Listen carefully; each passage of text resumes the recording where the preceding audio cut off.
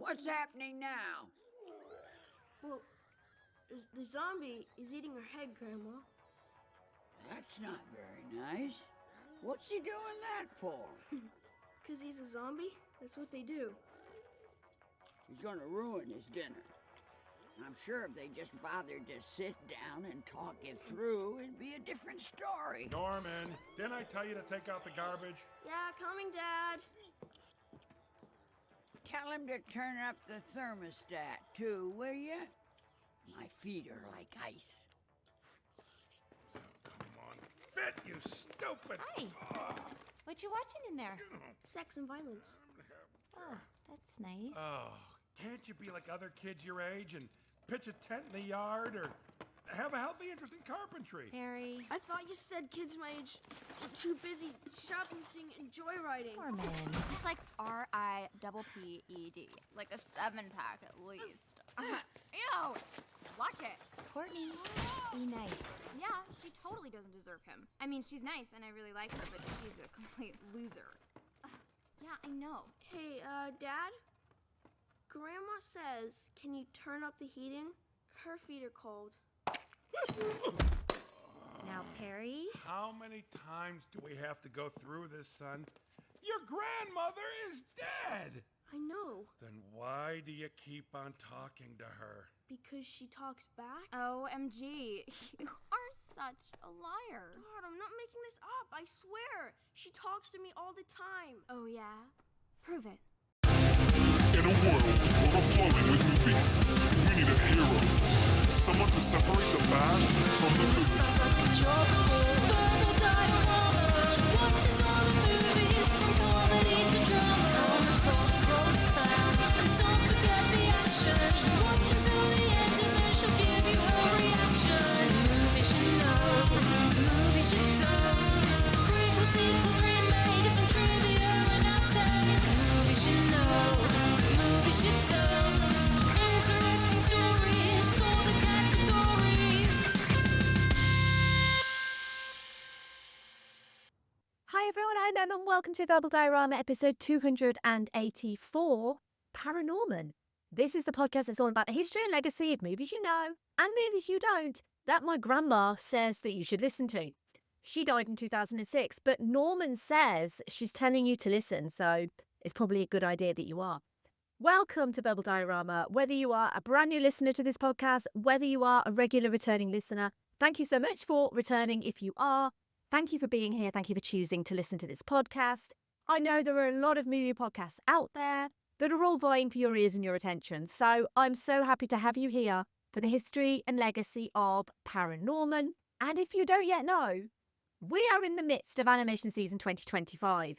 This is the 5th annual animation season. It's something that I love to do on this podcast.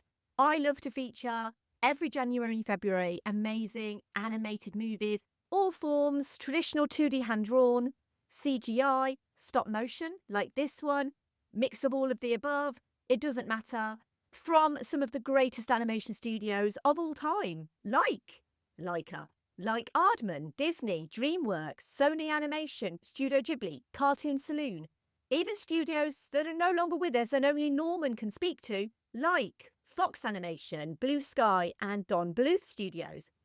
One of the mantras of this podcast has always been that animation is not just for children, also not a genre either. It really annoys me when people call it a genre. Animation is the perfect art form.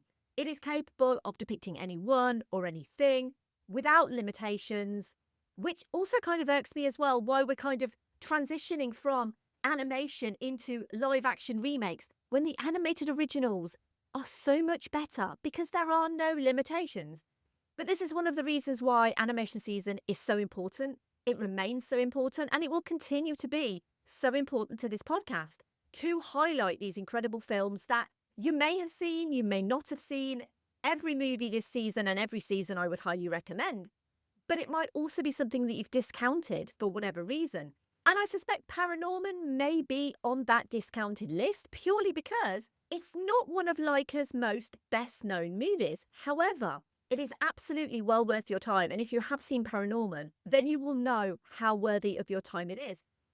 I also just wanted to say a huge thank you to everyone who obviously does listen to this podcast has continued to listen to and support this podcast. This podcast is almost 6 years old, and it remains crazy to me that I've been doing this for almost 6 years, and that I've almost hit 300 episodes as well. Genuinely, from the bottom of my heart, it means so much to have your continued support. Thank you so much. And if you are a new listener, well, I mean, you've got a lot to catch up on, let's be honest.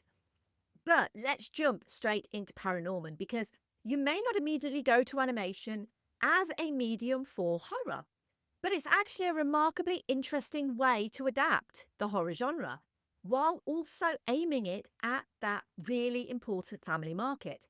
ParaNorman wasn't the first. It was preceded by Coraline, by its own studio Laika. Tim Burton's Frankenweenie came out the same year as ParaNorman. The Nightmare Before Christmas, which is often attributed to Tim Burton as director, it's not, it's Henry Selick. Henry Selick also directed Coraline. The Nightmare Before Christmas came out in 1993. Tim Burton was actually the director of Corpse Bride. That came out in 2003. You could argue there's also movies like The Secret of Nim and The Black Cauldron that also embrace that horror edge. Maybe less obviously so than some of the others. These movies that I'm talking about are all previous episodes of this podcast, by the way, so please go and have a listen to all of those episodes. But ParaNorman walks that fine line between genuine scares and having an important message of tolerance, acceptance, and, I don't know, maybe don't kill children? Here's the trailer for ParaNorman.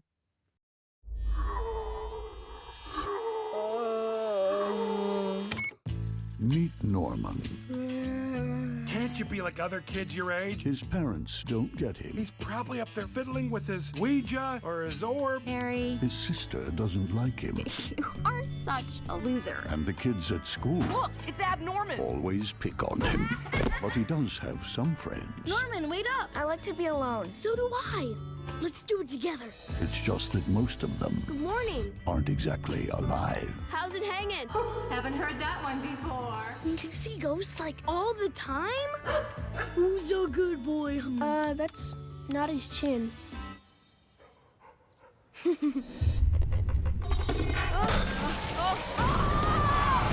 Oh, couldn't you use another stall? Time is running out. From the makers of Coraline, The witch's ghost is going to wake up tonight. And when she does, she'll raise the dead. you've got to use your gift of talking to the dead to stop it. This is crazy. Do I look crazy to you?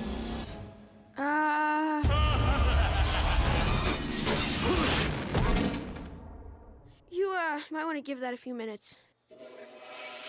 Now, to save his town, he'll need a little help. Oh, yeah. I got you. Ow! This is getting completely out of hand! Is he dead or what? And a whole lot of guts. Is everyone all right? Nobody got bitten? I bit. I hung. Did that count? This summer, you don't become a hero Norman! Norman? This is so Norman. by being normal.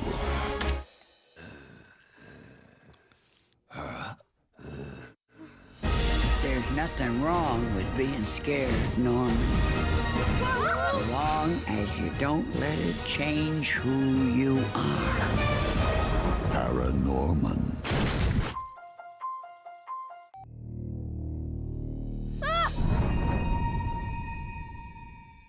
You want to play some hockey? Norman Babcock has a special ability to see and communicate with the dead. This ability gets him constantly bullied at school because everyone thinks he's crazy. After his sudden death, Norman's great-uncle, Mr. Prendergast, approaches him as a ghost to tell Norman about the upcoming zombie uprising. 300 years ago, the members of Norman's town sentenced a witch to death, and she put a curse upon the town. Norman must go to her grave before sunset and read from a book to stop the curse. But Norman is stopped by the local bully and zombies rise from the dead.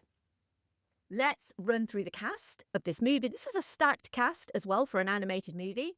We have Cody Smith-McPhee as Norman Babcock, Tucker Albritzi as Neil Down, Anna Kendrick as Courtney Babcock, Casey Affleck as Mitch Down, Christopher Mintz-Plasse as Alvin, Leslie Mann as Sandra Babcock, Jeff Garlin as Perry Babcock, Elaine Stritch as Grandma Babcock, Bernard Hill as Judge Hopkins, Jodelle Ferland as Agatha Prendergast, Tempest Bledsoe as Sheriff Hooper, Alex Borstein as Mrs. Hencher, and John Goodman as Mr. Prendergast. ParaNorman was written by Chris Butler and directed by Sam Fell and Chris Butler.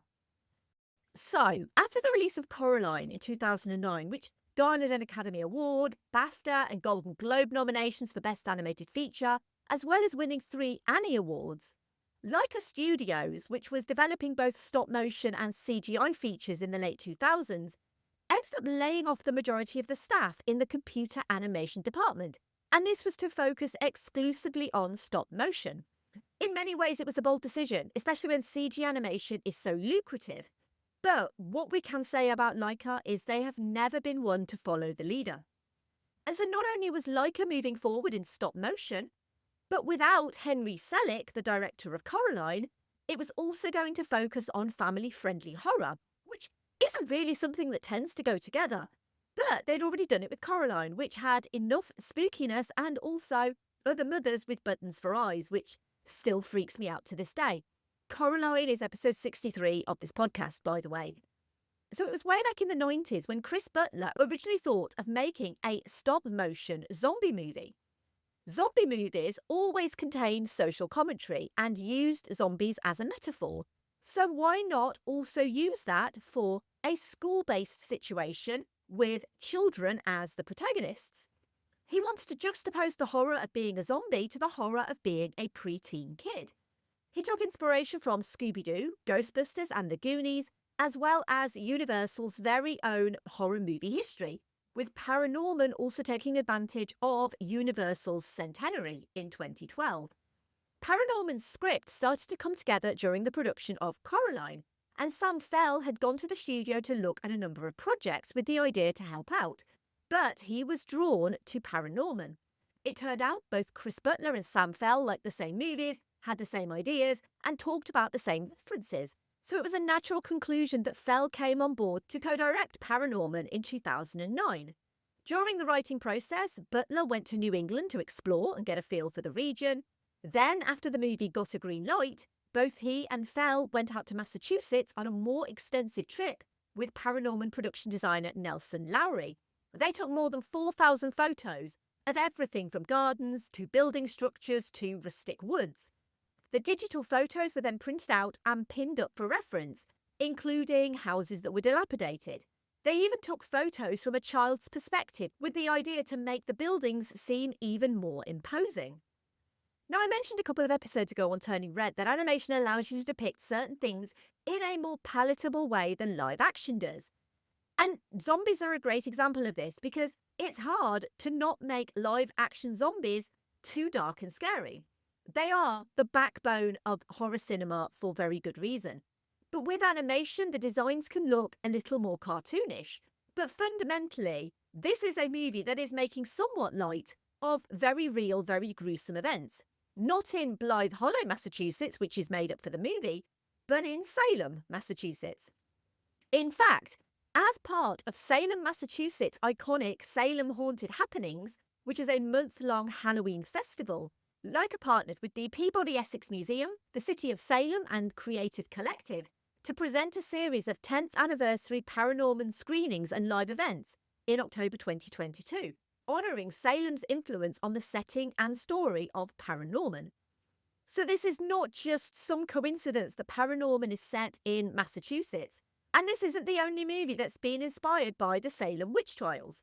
Movies like The Crucible, Hocus Pocus, The Covenant, and The Autopsy of Jane Doe are all inspired to a degree. Obviously, Hocus Pocus is very family-friendly leaning, but an animated story based on the Salem witch trials is a fairly unique prospect. We are talking, after all, about the execution by hanging of 14 women and 5 men, with over 200 accused of witchcraft between February 1692 and May 1693. It was only in 2022 when the last convicted Salem witch, Elizabeth Johnson Jr., was officially exonerated.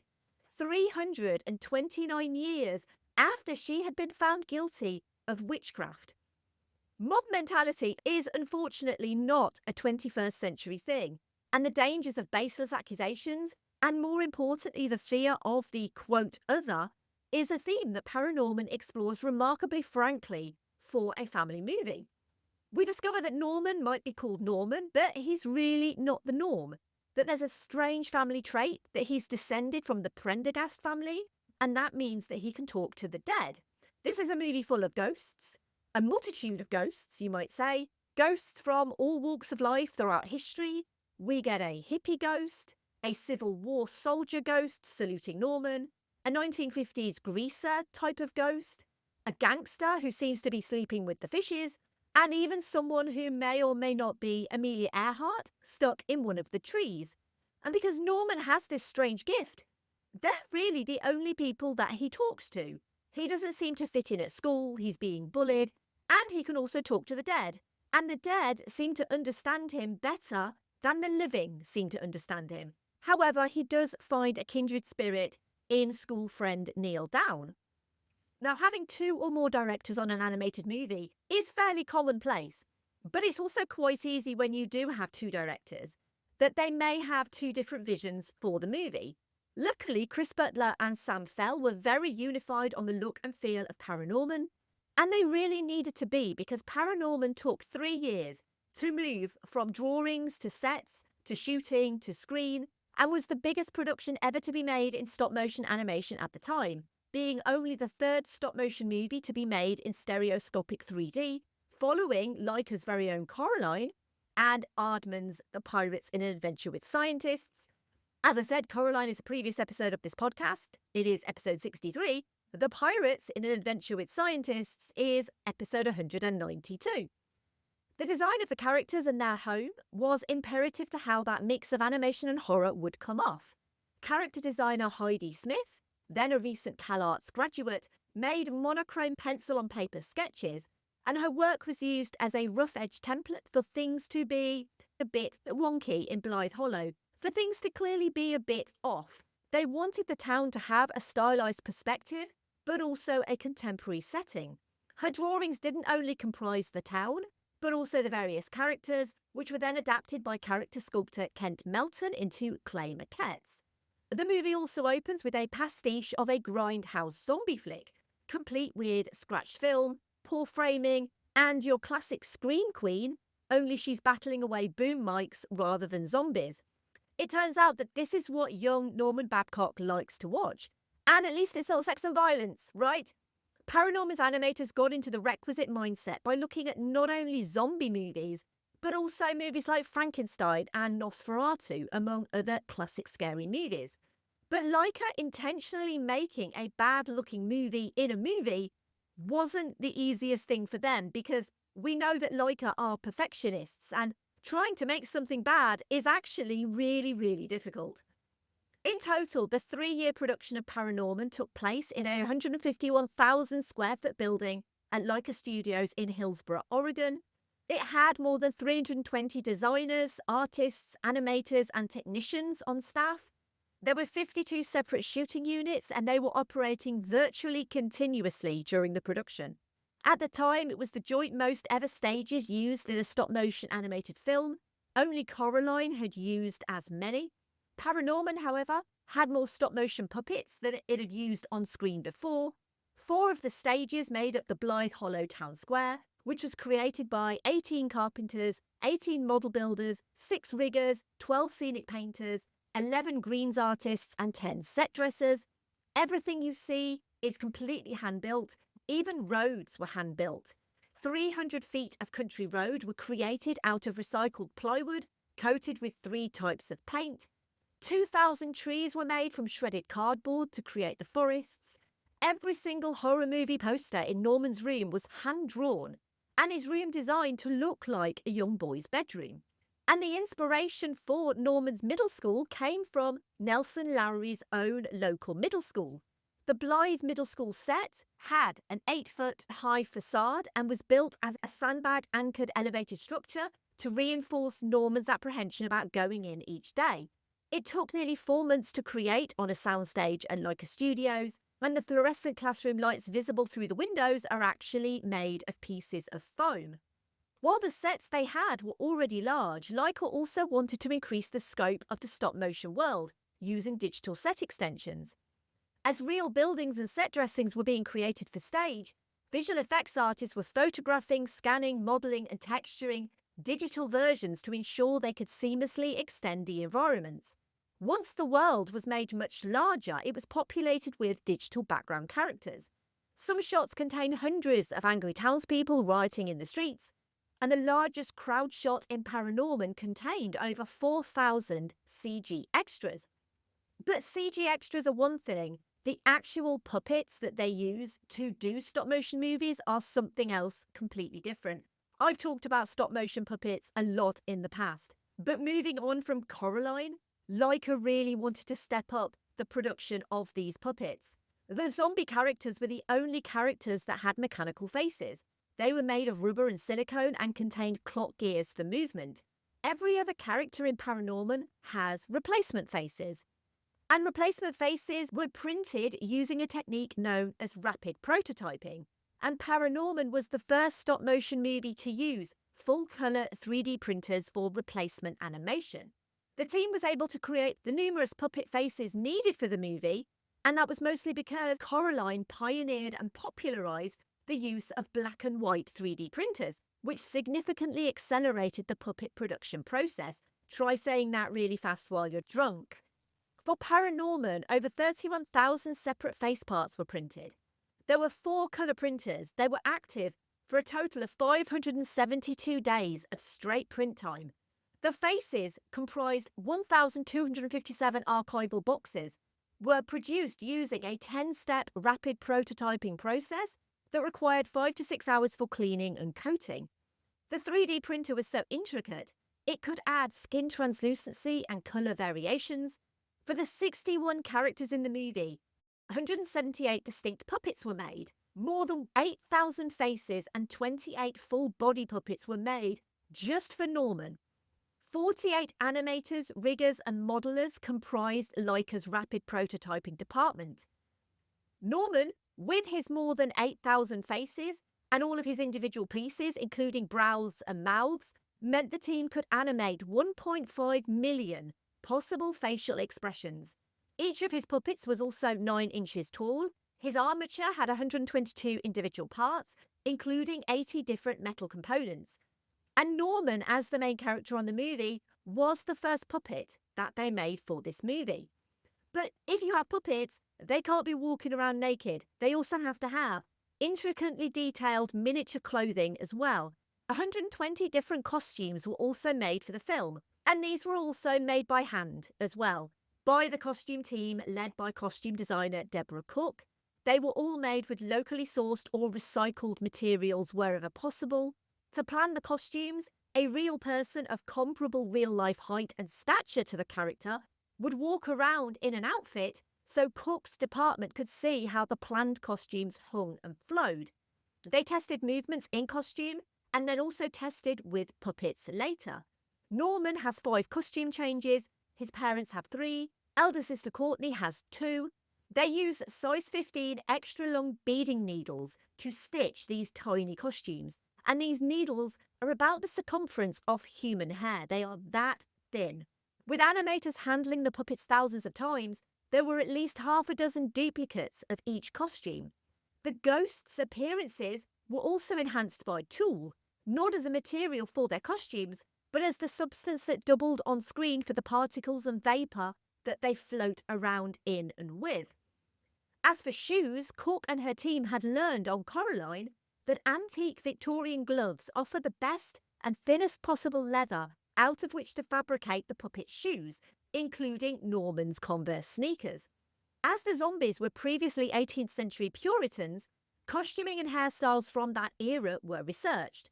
Cook and her team also watched the 1996 movie version of The Crucible and the 2002 miniseries Salem Witch Trials, while creative supervisor of character fabrication Georgina Haynes took her own field trip to New England.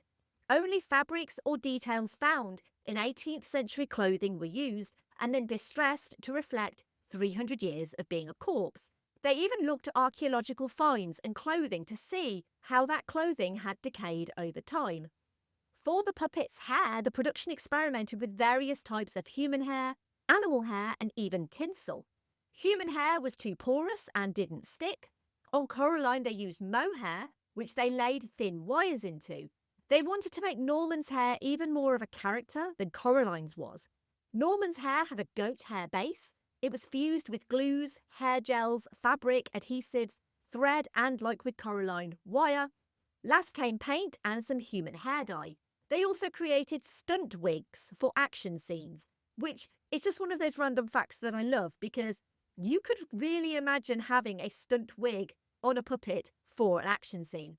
And if you're not already impressed by the sheer stature of this movie, 31,600 handmade props were also constructed for ParaNorman, including 26 moving vehicles with working lights, windows, and functioning suspension and steering.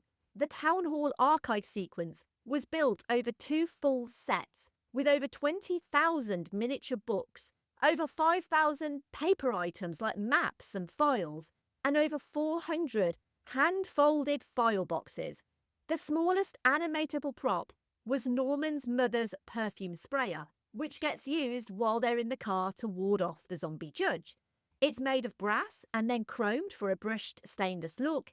It measures 5/8 of an inch in length and 1/8 of an inch in diameter, with the pump nozzle 1/16 of an inch in diameter. And this perfume sprayer genuinely works. It genuinely squirted perfume. Cinematographer Tristan Oliver was no stranger to stop motion, but he was too stereoscopic to shooting in 3D for the first time, and also while using a wider screen aspect ratio.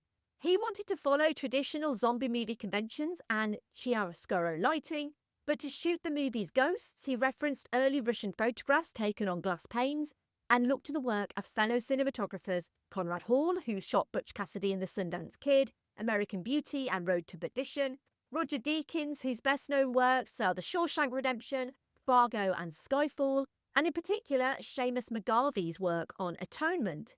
The forest scenes were influenced by martial arts movies such as Crouching Tiger, Hidden Dragon and Hero. They used 63 Canon 5D Mark II cameras with left and right sliders to record stereo pair frames in order to film the majority of the main animation. They also used 21 motion control track and boom rigs and 53 motion control systems, 36 Cooper systems and 17 proprietary systems. The camera department produced 20 hours and 29 minutes worth of footage. The bathroom sequence alone, when Norman is contacted by the ghost of his great-uncle Mr. Prendergast, took 1 whole year to shoot. Principal photography on ParaNorman lasted 18 months, with a total of 35 animators working on 52 separate sets. Each animator shot an average of 4.38 seconds of film per day, which means only 12.78 minutes were completed per entire week of production. Despite being a stop-motion movie, digital visual effects were used to enhance a number of scenes.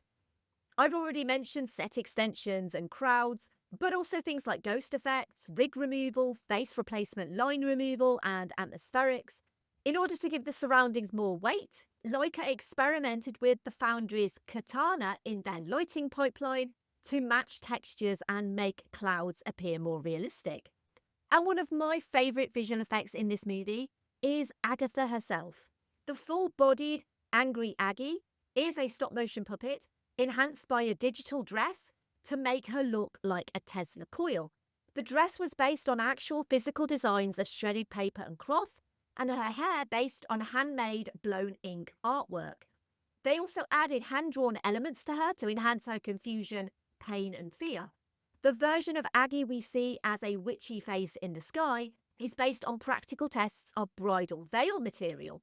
The look and translucent quality of this material was replicated using Houdini and then sculpted and animated into the terrifying face of the giant witch. And while most studios are censoring or limiting exposure for LGBTQ characters, back in 2012, Laika decided to put an openly gay character in its little stop-motion zombie ghost movie. Mitch, the object of Courtney's affections throughout the movie, is often cited as the first openly gay character in an American animated movie. And he's never the butt of any joke. He's not the stereotypical gay, tropey character. And in the world of ParaNorman, a world where being anything other than normal is seen as wrong, which makes the town descend on Norman, Mitch's quiet acceptance of his own sexuality, the fact he has a boyfriend, it's not hidden, it's normal. This is a movie that just turns preconceptions on their heads. You think the muscular jock character must be straight, just like you think the zombie who's returned from the dead wants to eat your brains, but you're wrong on both counts. Co-director Chris Butler, who's also gay, has said that the character being gay was explicitly connected with the film's message. Quote, "If we're saying to anyone that watches this movie, don't judge other people, then we've got to have the strength of our convictions," unquote.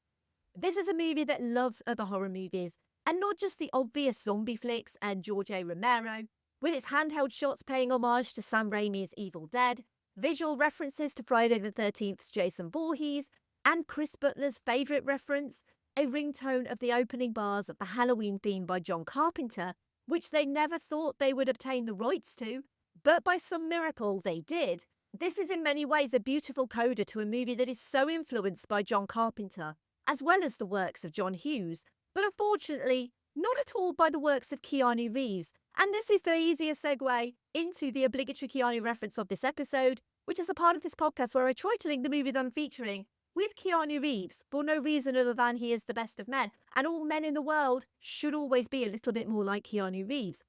So originally, I was trying to think logically about linking Keanu to ParaNorman, and I couldn't find anything.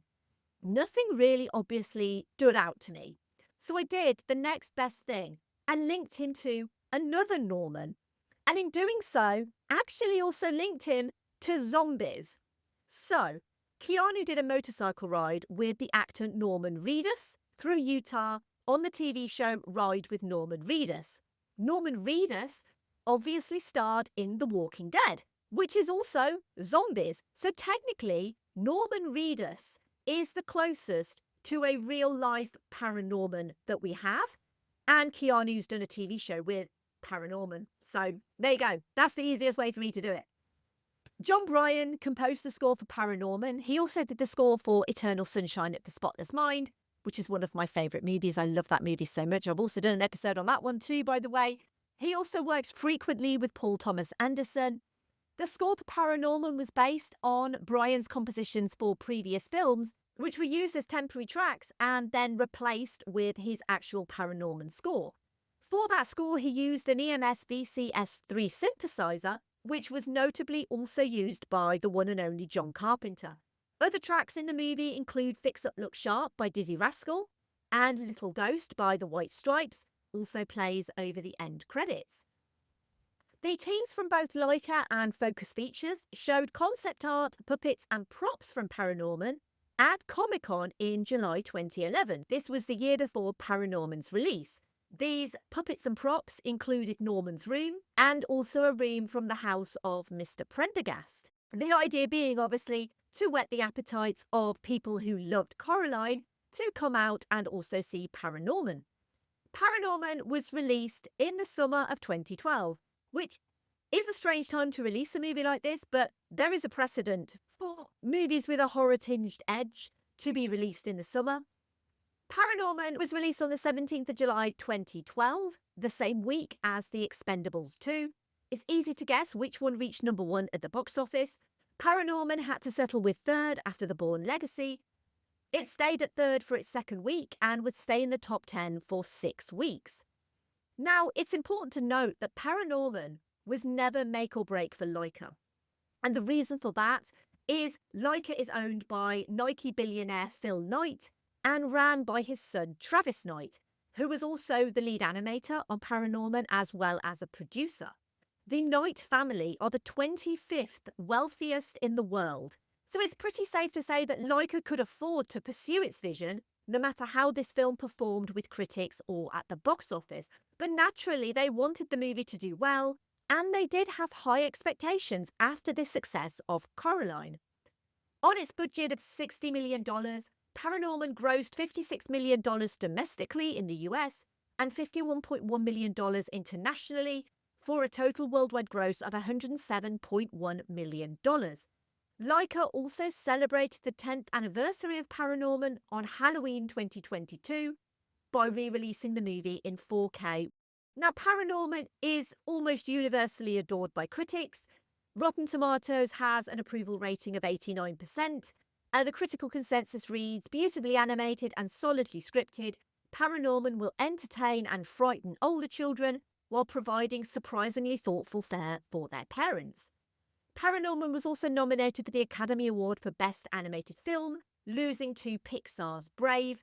It also lost to Brave for the BAFTA for Best Animated Film.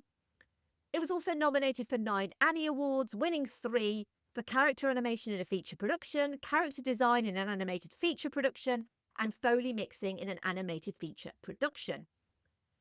There was a proposed TV series for ParaNorman.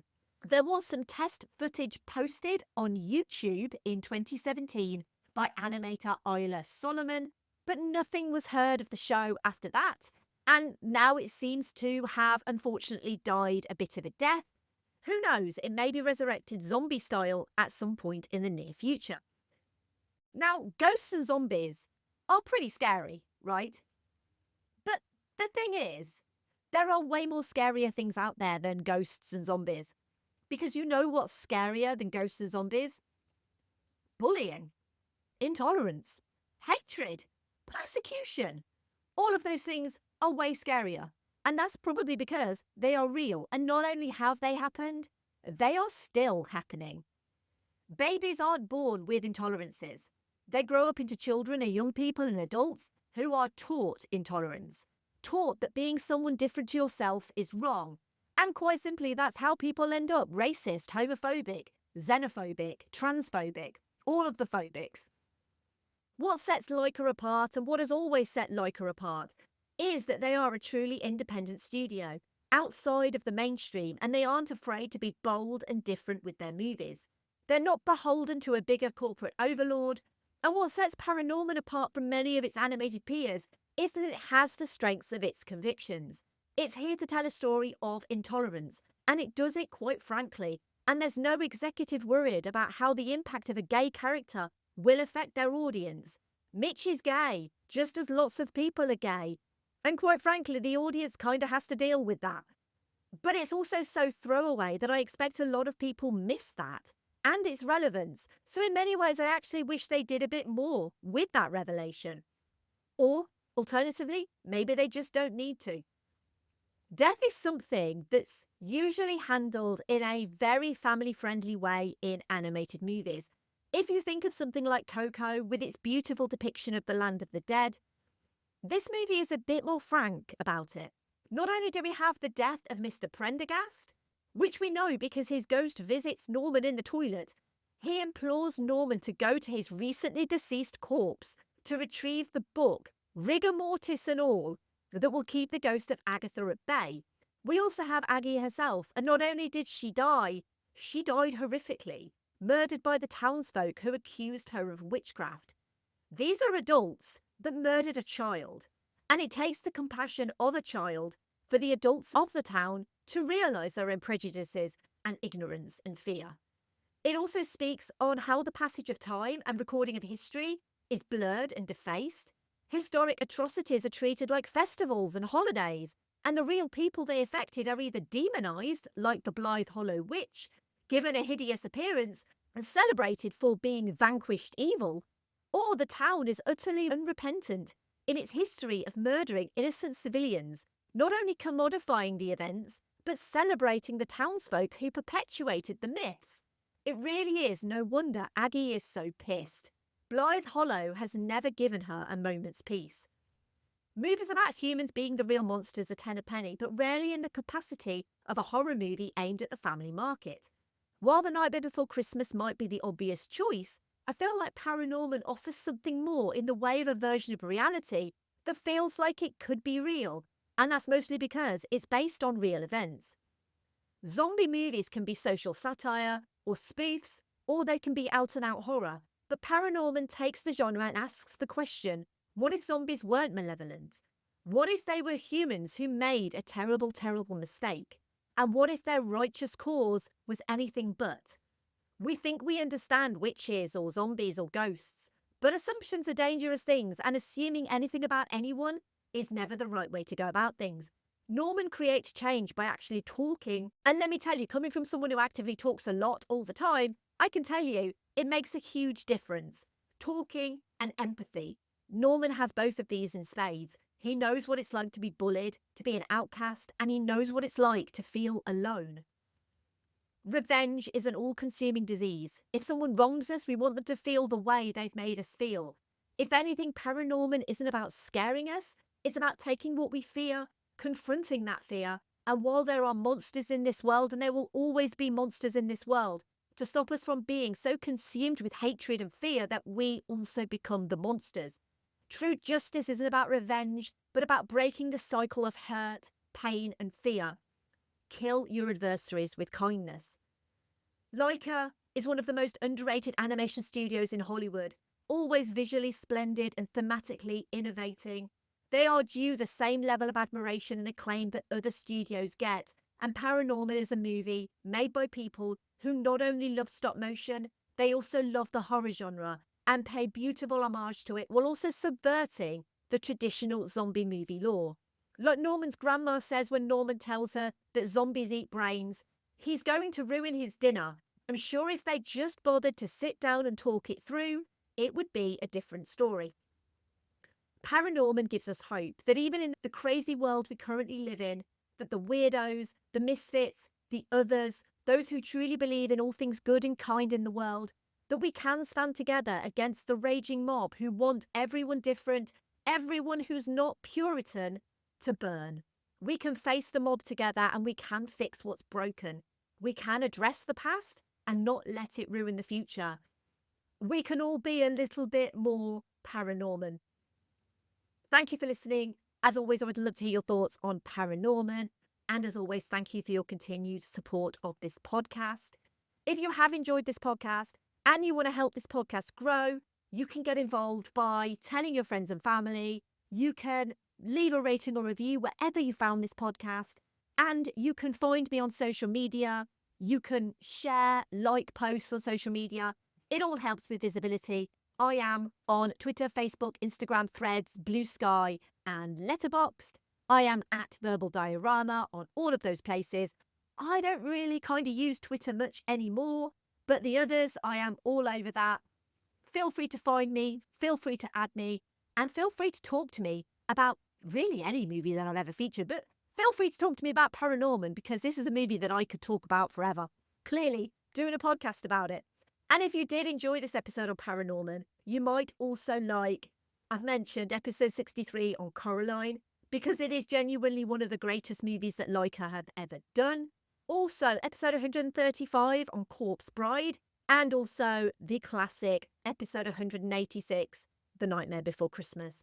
Just literally one of the greatest stop motion movies ever made. And really, in that list, you can't go wrong with either Henry Selick or Tim Burton. As always, give me feedback. Let me know what you think of my recommendations. So, the next episode is going to be an interesting one, because it's a movie that fans of this particular show waited a hell of a long time for. This show is the longest running American animated series, longest running American sitcom, and the longest running American scripted primetime television series, both in seasons and individual episodes.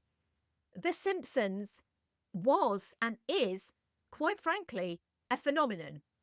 And The Simpsons movie was a long time coming for a show that originally debuted in 1987 on The Tracy Ullman Show, got its own TV series in 1989, but fans had to wait all the way till 2007 to get The Simpsons movie. And as always, there is a fascinating story behind the scenes of The Simpsons movie, so please join me next week for the history and legacy of The Simpsons movie.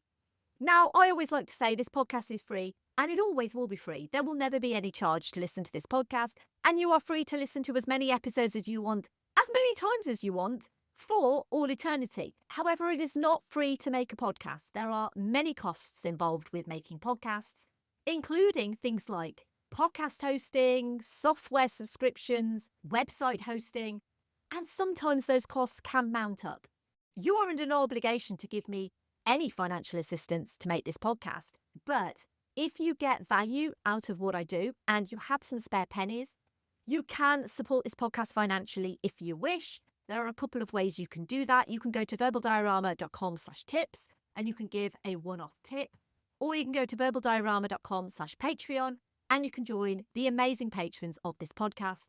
They are Sade, Claudia, Simon, Laurel, Derek, Kat, Andy, Mike, Luke, Michael, Scott, Brendan, Lisa, Sam, Jack, Dave, Stuart, Nicholas, Zoe, Kev, Pete, Heather, Danny, Ali, Stu, Brett, Philip M, Michelle, Zenos, Sean, Rhino, Philip K, Adam, Elaine, Kyle, and Aaron.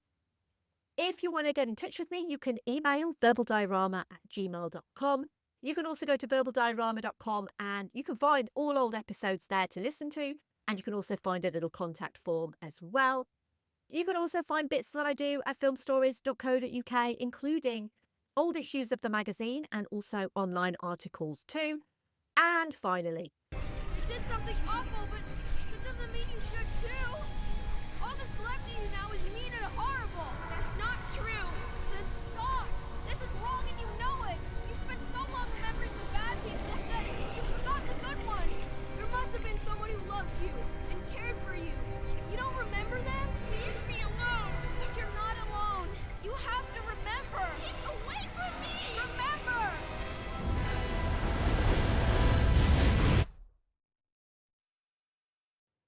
Aggie. My name was Aggie.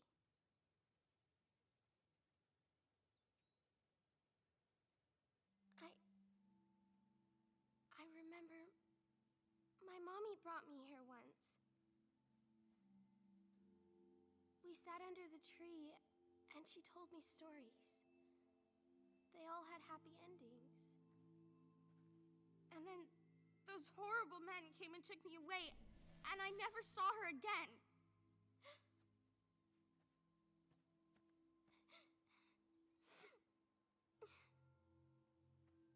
Sometimes when people get scared, they say and do terrible things. I think you got so scared that you forgot who you are. But I don't think you're a witch. Not really. You don't? I think you're just a little kid with a really special gift who only ever wanted people to understand her. So we're not all that different at all. But what about the people who hurt you? Don't you ever want to make them suffer? Well, yeah, but what good would that do? You think just because there's bad people out there that there's no good ones either? I thought the same thing for a while. But there's always someone out there for you.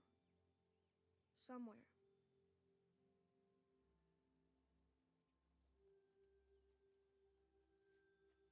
I just want my mommy. I'm sorry, Aggie. She's gone. That story you were telling, how does it end? I think that's up to you.